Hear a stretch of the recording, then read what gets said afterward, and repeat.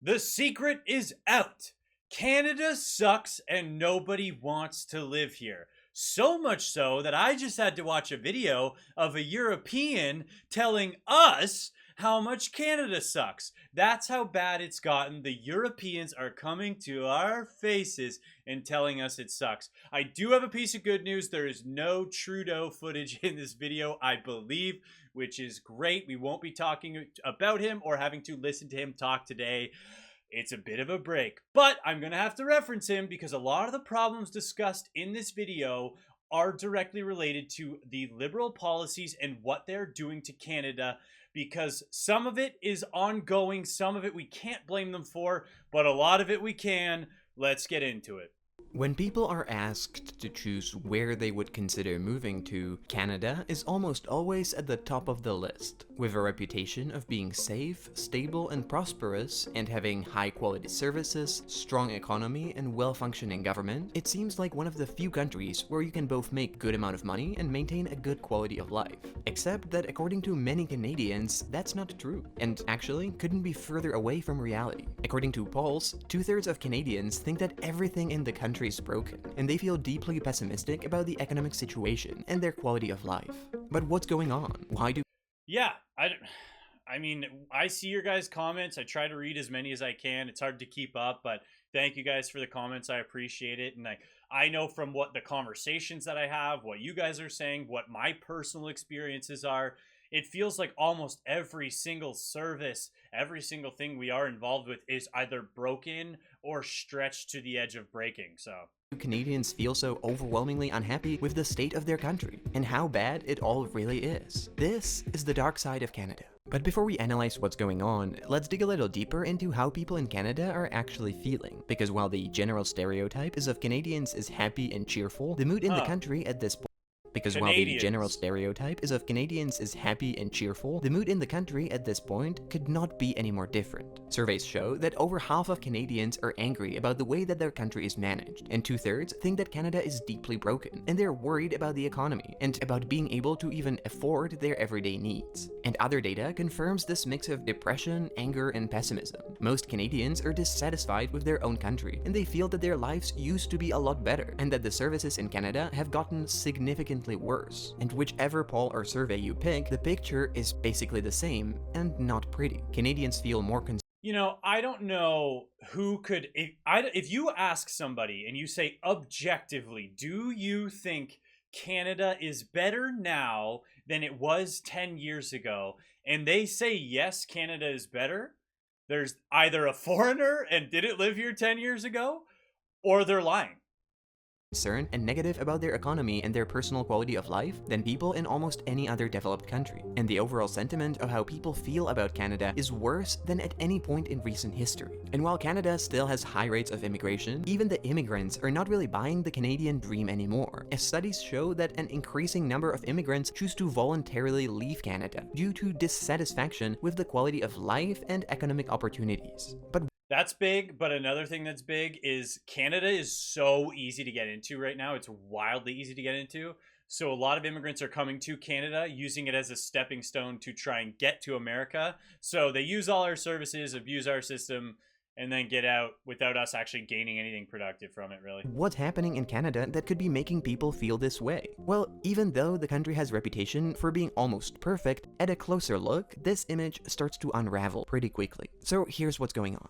So you might have heard by now that much of the world is going through a housing crisis, but wherever you are, it's still probably not as bad as in Canada, which today is one of the least affordable housing markets in the world. In the past 10 years, the value of an average Canadian home has more than doubled, with rent prices growing at a similar rate, which makes it extremely hard to afford a rental property and almost impossible to actually buy a home. In Toronto, the average resident spends 120% of their income on rent, and if you want to buy a property in Vancouver, you need to be making at least $250,000 to even qualify for a mortgage. In other words, buying a property in Canada is now a possibility only for people with exceptionally high income. And so he's European. He's not as familiar with Canadian geography. Obviously, we do have cities where you still can buy, but you still have to stretch. And that's what such a big difference is between our market and other global markets, especially America's, is so to use the comparative cities, he brought up Toronto and he brought up Vancouver. So Obviously, they're not the same, but we would have to bring up New York and we'd have to bring up LA.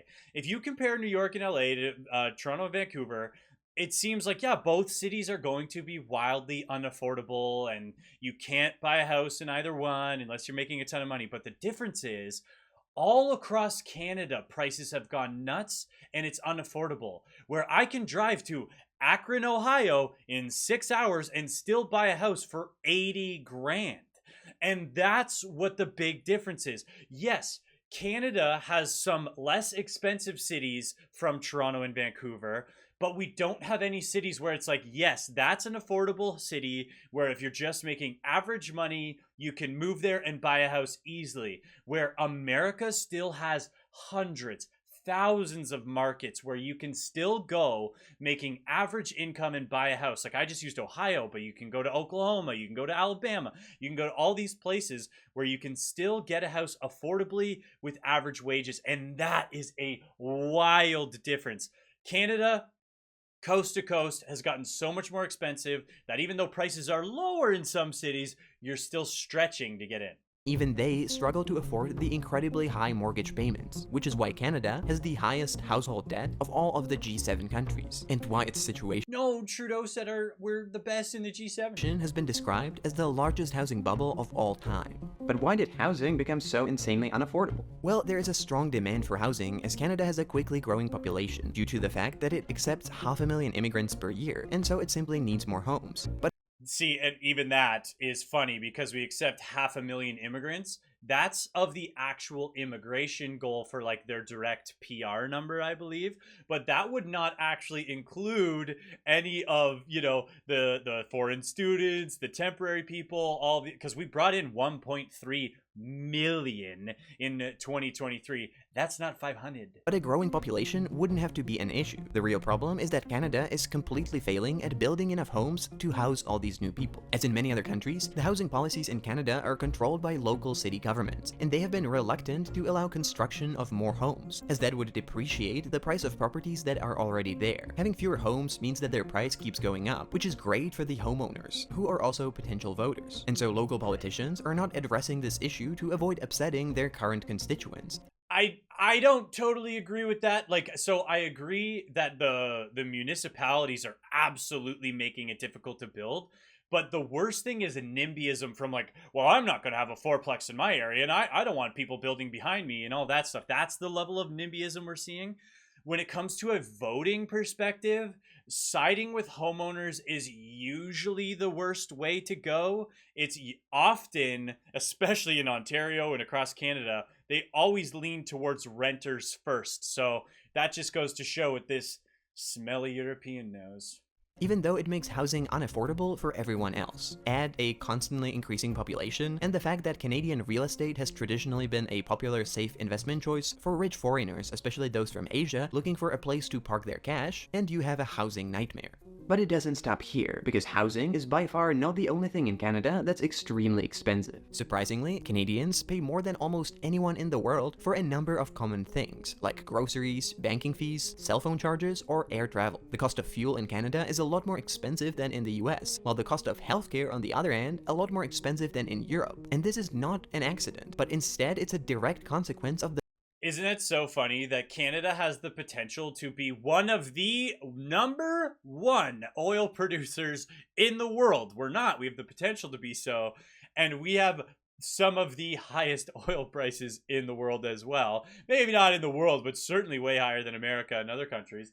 And so it's funny to know, like, yeah, and then the other thing is people don't understand how much more expensive our groceries are here than other countries. And he's going to get into it here. We've talked about it in other videos if you guys have been sticking around, but it's the oligopolies and some of these other things, which we'll get into, because our cell phone bills, oh, baby boy. When I moved to Japan for a very temporary amount of time, it was cheaper for me to get a Japanese phone plan for that short time that I was there and pay for like a whole contract for the year I was only going to be there for a few months, and I was still able to be like, yeah, I'll just pay for the year because it's cheaper. And then that's how bad it is in Canada, where like 1 month you're like, man, $120 for a cell phone bill. The fact that Canada, more than any other country, is dominated by monopolies and oligopolies. In other words, most Canadian industries are dominated by just one or a few giant companies. And this didn't happen by accident either, but instead it's a result of a questionable strategy pursued by many different Canadian governments. At the bottom of this strategy is Canada's long-term fear that its homegrown companies will get steamrolled by their larger and more aggressive competition from the United States. That is a legitimate worry if you live right next to the world's largest and most competitive economy, but it has made...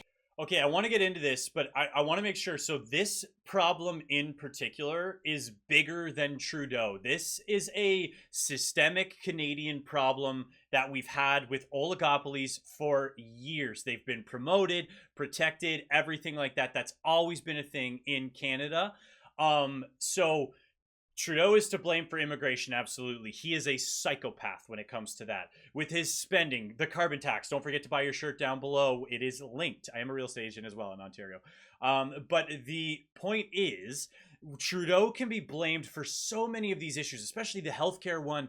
When we do not keep up with the healthcare and the amount of, aging population we have, plus all these immigrants who come over and they're bringing these, I was just reading an article on it today, which is wild, how they're bringing their foreign diseases over, and these are diseases that we're not prepared for. And I don't know if there's an article or a comment, but the point is, we're now seeing these cases where it's like, oh, we're getting extra diseases that we didn't have in Canada because all this unchecked immigration, and then that's putting more stress on the healthcare system. Like, that is 100% Trudeau's problem. This is bigger than our boy Justy. Canada a little too overprotective, and convinced that the only way to prevent that is by helping Canadian companies to get as big as possible. And so while governments in most countries try to prevent companies from becoming too big, Canadian governments generally try to help them to achieve exactly that. And as a result, Canada's economy is made up of just a handful of giant corporations with almost zero competition. But the problem is that monopolies are not good for anyone except for themselves. As many studies have shown, since they have no competition, they generally tend to hike up the prices just because they can, and the consumers end up paying more for worse quality services, while the companies themselves become less competitive on international markets since they have it so easy at home, which is why you probably don't know a single Canadian corporation with a global success. Exactly. So we are not globally competitive with basically any of our companies, and they have these giant monopolies all across Canada. And here's why it's double frustrating. In my companies that I've worked for, almost every single company that I've worked for was an American company. That American company then started a Canadian corporate head office that employed Canadians. And then with the headphones, it employed Canadians. And then also it was contributing to the Canadian economy. And then people would be like, well, the profits go to America.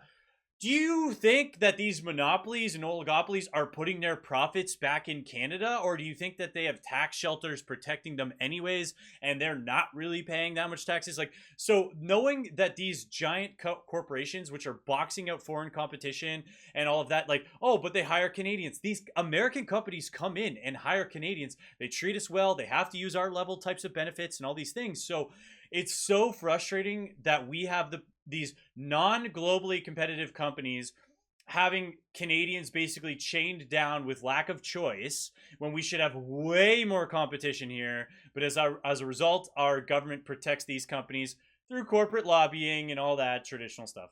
And that's kind of another part of the problem. Even though Canada is on paper a very rich country, unlike most of the developed economies, its wealth is mostly based on exporting commodities like oil, gold, and other natural resources, together with the massively inflated real estate sector. But that means that outside of these industries, there's not that many well-paid white-collar jobs, the kind of jobs that college-educated middle-class workers would typically look for. And while Canada technically has a labor shortage, the demand is mostly for the lowest paid and lowest qualified positions, the result of which is that even for the middle class, life in Canada is surprisingly difficult. And to top it off, demand, which is basically using foreign temporary workers to keep wages low. Like, the whole thing is a scam from top to bottom. We've got, again, these oligopolies and these other companies like, yeah, we need all these low wage roles. Like, Comment down below if you've been applying for a job, what your results have been. If you're talking to people who are applying for jobs, it seems like there's all these ghost jobs for anything that's well paying, and you're just not even hearing back when you apply. And then all of a sudden they keep saying labor shortage, but then for some reason nobody can get a job. While Canada has a reputation for having high quality and widely accessible public services, especially when compared with the United States, that's not really true either, or at least not anymore. And probably the best example of that is healthcare. Today, only 37% of Canadians think that they would receive proper medical care in case of a sudden medical emergency, compared with 70% of Americans who were asked the same question. And well, they are right. Canadians are now increasingly more often dying in emergency rooms while waiting to be admitted due to extreme shortage of medical workers in Canadian hospitals. And that's despite the fact that Canada spends more on healthcare than any European country, while almost all of the European countries outrank Canada in metrics like waiting times and number of hospital beds. As a whole, the Canadian healthcare system, once a source of pride for the country, is now ranked as one of the worst among the OECD countries, and it's one. What happened, Trudeau? I thought we were one of the best. But then the other thing is, when it comes to the healthcare thing, what people used to say all the time was, oh, in America, they have the best quality of healthcare because all innovation comes out of America. You know, they have way more competition because of the private hospitals, these other things. The difference was, okay, if you're a poor person in America or a poor person in Canada, traditionally you would get better healthcare if you were a low-income person in Canada than you would in the States, because, you know, obviously they've got all their insurances and all that stuff. But now it's becoming life risking how bad our healthcare is getting, because again, we are just not able to absorb the bodies that we currently have. And before you guys want to comment, but some immigration is good, what if we just cut a lot of the immigration and encourage the natural family building and child having? One of the most common reasons why Canadians consider management of their country to be completely broken. The bottom line is that the idealized image of Canada as a modern-day utopia is at a closer look quickly falling apart. The life satisfaction of Canadians has been going down for the past 10 years, and given the escalating housing crisis, unbearable living costs, the monopolized economy, and quickly deteriorating public services, it's not that surprising. And unfortunately, unless Canada starts urgently addressing these issues, the once idyllic perception of the country will become more and more detached from reality. Guys, we can't have Europe dunking on us in our home.